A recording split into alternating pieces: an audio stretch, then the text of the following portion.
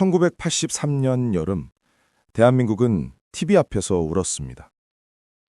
흑백 사진 속 어린 얼굴과 세월이 내려앉은 지금의 얼굴이 스튜디오에서 마주하던 그날들. 오늘 소리로 듣는 고전 영화는 이산의 상처를 가장 낯설고도 가까운 이야기로 들려주는 영화 길소뜸을 오디오 시네마로 재구성합니다. 오누이로 불리던 두 사람, 화영과 동진, 그리고 전쟁이 갈라놓은 아들 성훈. 피로만 증명되지 않는 유대. 우리는 서로에게 무엇이었나? 라는 질문. 잠시 눈을 감고 33년의 시간이 흘러 다시 마주선 그들의 목소리를 함께 들어주세요. 소리로 듣는 고전 영화 길소뜸. 지금 시작합니다. 1983년 여름, 대한민국은 거대한 눈물바다였다. TV 화면은 온종일 이산가족들의 사연을 쏟아내고 있었다. 흑백 사진 속의 어린 얼굴과 30에는 세월의 주름이 새겨진 현재의 얼굴이 마주할 때마다 스튜디오에는 절규와 감격이 뒤섞인 울음소리가 터져나왔다. 누이야, 누이, 동생. 맞아요, 아파. 우리 모두가 울었다. 아빠, 또 만났어요, 또. 이 광경을 지켜보던 사람들은 모두 눈물을 훔쳤다. 한국 갤럽 조사에 의하면 전 국민의 88%가 이 생방송을 보고 울었다고 하니 이 땅의 아픔이 얼마나 깊은지 알 수 있었다. 서울의 한 아파트 거실. 미나영 씨는 텔레비전에서 눈을 떼지 못했다. 그녀는 중년의 나이였지만 여전히 기품이 있었고 큰아이는 대학에서 음악을 공부하고 둘째와 막내는 고등학교에 다니는 다복한 가정을 이루고 있었다. 하지만 그 행복의 뒤편에는 늘 지울 수 없는 그림자가 있었다. 그때 남편이 차를 권하며 들어왔다. 여보, 차 드세요. 당신도 안 꾸려. 엄마 고향도 이북이잖아. 화영의 남편은 6.25 전쟁으로 이북에 고향을 둔 아내의 마음을 이해하는 듯했다. 그는 TV 캠페인의 의미를 설명했다. 그동안 신문이나 라디오에서 캠페인을 벌여왔지. 하지만 대부분 살기가 바빠서 관심을 가질 수가 없었어. 이번 KBS가 우연찮게 TV 매체를 통해서 그동안 누적되어 왔던 이산가족 문제에 처음으로 불을 당긴 것이지. 화영은 애써 시선을 돌렸다. 아니에요, 전혀. 남편은 조심스럽게 권했다. 혈육이란 인간에게 있어선 가장 원초적이고 본능적인 유대야. 이번 기회에 당신도 한번 찾아 나서봐요. 나나 아이들에게는 조금도 부담을 갖지 말고. 화영은 고개를 저었다. 그녀의 마음속에는 33년 전 전쟁통에 잃어버린 무엇인가에 대한 고통스러운 기억이 자리하고 있었다. 남편은 그 고통의 근원을 알고 있었다. 그는 아내가 그토록 찾아 헤맸던 그 사람을 TV에서 본 것은 아닌지 물었지만 화영은 아니라고 부인했다. 그 사람이 바로 김동진이었다. 그리고 그 사람과 자신 사이의 아이, 성은이가 있었다. 며칠 뒤 화영은 방송국 근처 찻집에서 낯선 목소리에 불렸다. 잠깐 실례합니다. 화영이 민화영 씨 아니오? 낯선 중년 남성이었다. 덥수룩한 수염과 주름진 얼굴, 그리고 지친 눈빛. 그렇습니다만 남자는 떨리는 목소리로 자신의 이름을 말했다. 동진이여, 길소뜸의 김동진이여. 화영은 그 이름에 굳어버렸다. 33년. 그 세월 동안 죽은 줄로만 알았던 사람. 살아있었구려. 이렇게 허망하게 만나는 것을. 33년이란 세월이 흘렀구려. 동진은 방송국에서만 살았다고 했다. 고향 사람이라도 만날 기대감에. 그들의 대화는 아이들의 이야기로 이어졌다. 화영은 딸 둘에 막내가 아들. 동진은 사내 아이만 5. 근데 방송국에는 어찌? 화영은 잠시 망설이다가 말했다. 얼굴도 이름도 모르는 부모를 찾는다는 청년이 테레비에 비쳤기에 혹시나 하고 그녀가 찾고자 하는 건 부모가 아니라 바로 자신들이 버려야 했던 아들 성훈이었다. 동지는 그제야 화영의 눈빛을 읽었다. 기억하고 계시는지요? 그때 제가 임신했던 일을. 화영과 동진의 관계는 단순한 연인이 아니었다. 그들의 이야기는 1940년대 후반 황해도 연백군 길소뜸에서 시작되었다. 일제의 땅을 다 뺏기고 유민으로 떠돌던 동진의 가족은 8.15 해방 이듬해에야 고향으로 돌아왔다. 하지만 그곳에서 콜레라가 전국을 휩쓸었다. 화영의 부모님은 그 병으로 하루아침에 돌아가셨다. 화영의 비명은 그 비극을 막지 못했다. 엄마, 아빠, 어디가? 죽지 마! 놔! 동진의 부모님은 그런 화영을 거두었다. 이제부터는 우리가 네 아버지고 어머니이며 너희 돌은 오누이가 아니다. 동진과 화영은 그렇게 남매가 되었다. 피 한 방울 섞이지 않았지만 전쟁과 질병 속에서 살아남은 두 사람은 서로에게 유일한 피난처였다. 하지만 시간이 흐르면서 그들의 감정은 변하기 시작했다. 오누이의 우애를 넘어서는 것이었다. 동네 사람들의 수군거림을 피하기 위해 동진의 부모는 그들에게 가까울수록 행실과 예의를 바르게 하고 적절한 유별을 가지라고 경고해야 했다. 비가 종일 쏟아지던 어느 날 그들은 외양간에 갇혀 있었다. 동진은 불안했다. 난 네가 혹시나 음악 선생님을 따라서 서울로 떠나버릴까봐 며칠 동안이나 잠을 못 잤다.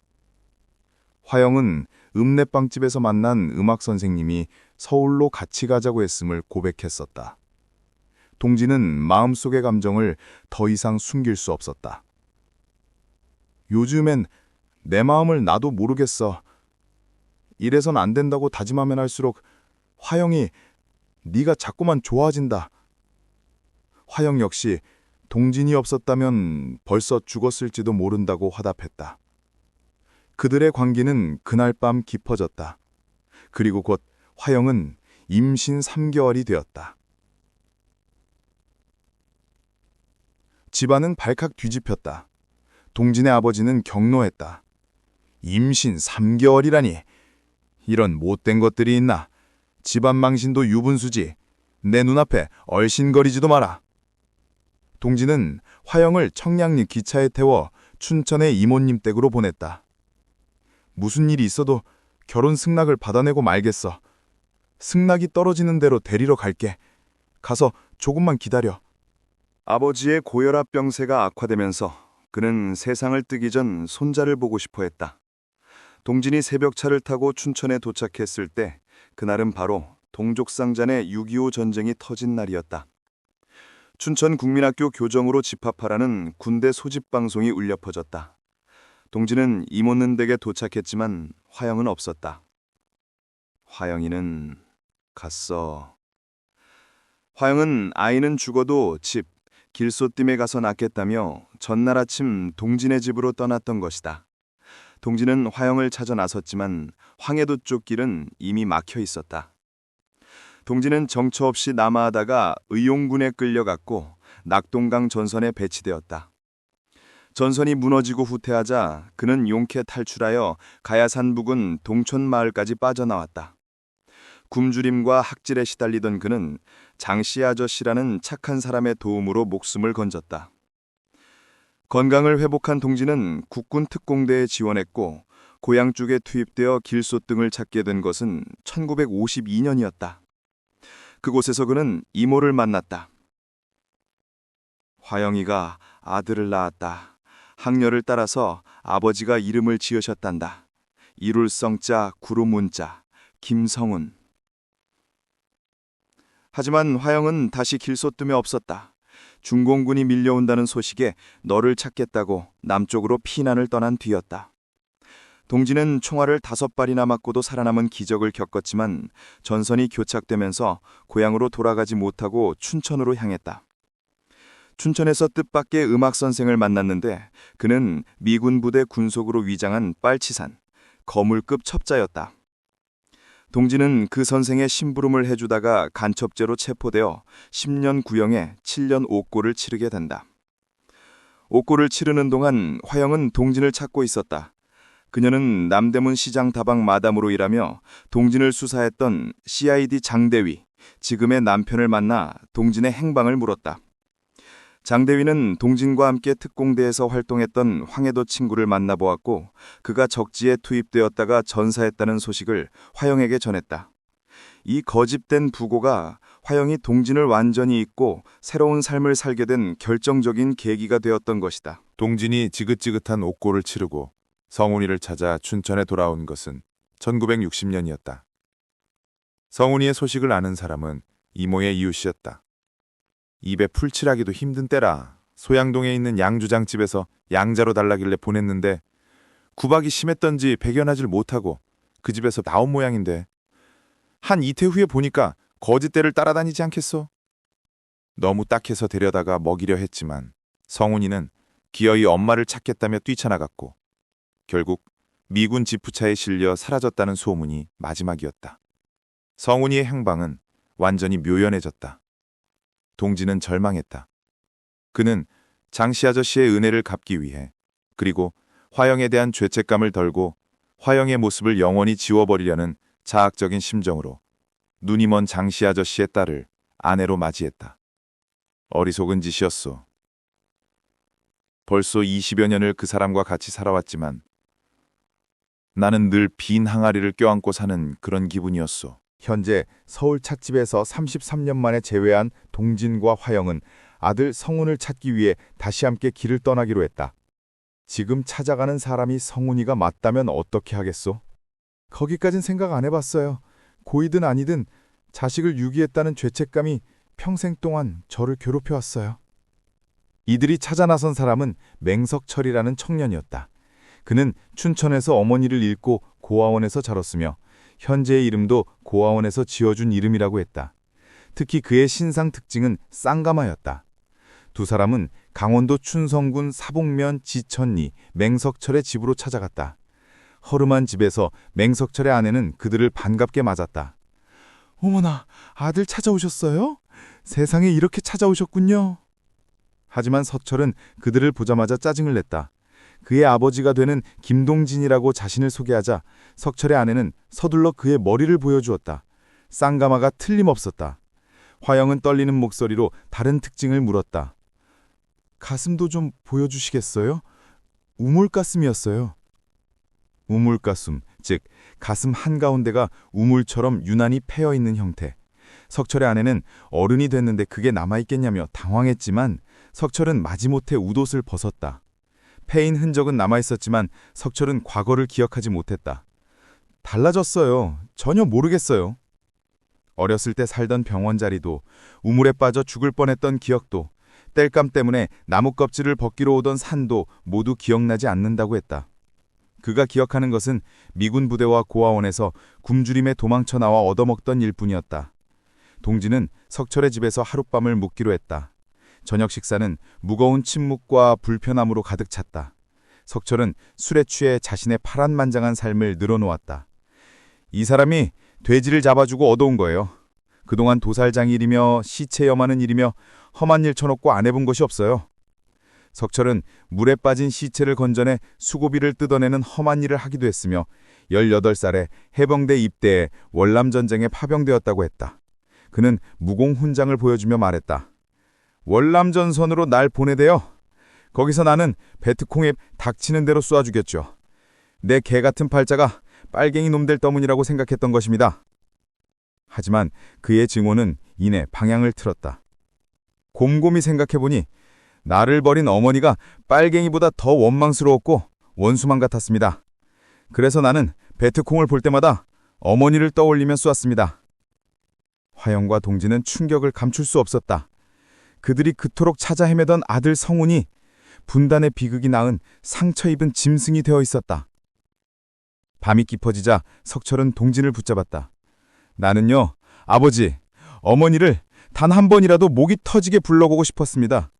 개도 이름이 있고 소나 돼지도 저를 낳아준 어미가 있는데 사람 새끼로 태어나서 제 부모가 누군지도 모르고 살다니 이런 짐승만도 못한 신세가 어디 있겠습니까?